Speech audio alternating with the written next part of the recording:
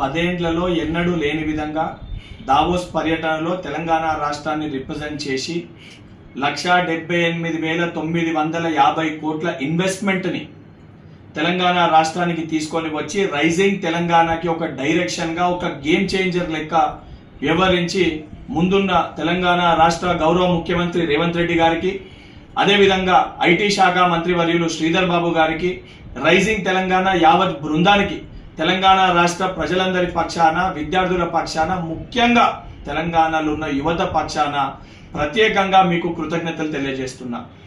ఈరోజు కాంగ్రెస్ ప్రభుత్వము, కాంగ్రెస్ పార్టీ చేస్తున్న ఒక డెవలప్మెంట్ని, మేము ఏదైతే ఇస్తా అన్న గ్యారంటీని ఇంప్లిమెంట్ చేస్తుంటే దీన్ని తట్టుకోలేక, జీర్ణించుకోలేక ఒక కడుపు మంటతోటి దీనిపైన విషం చిమ్మే ప్రయత్నము బీఆర్ఎస్ పార్టీ నాయకులు కల్వకుంట్ల తారక రామారావు గారు చేస్తున్నారు.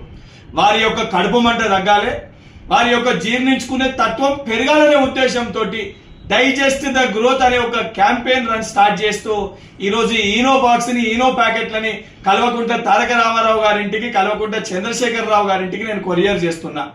అదేవిధంగా వారి కడుపు మంట, అదేవిధంగా మనం చేస్తున్న డెవలప్మెంట్ని వారు తట్టుకోలేక, జీర్ణించుకోలేక వారు చేస్తున్న దాన్ని జీర్ణించుకోవాలంటే తెలంగాణ రాష్ట్ర వ్యాప్తంగా ఉన్న కాంగ్రెస్ పార్టీ శ్రేణులందరితో కూడా నేను విజ్ఞప్తి చేస్తున్నా.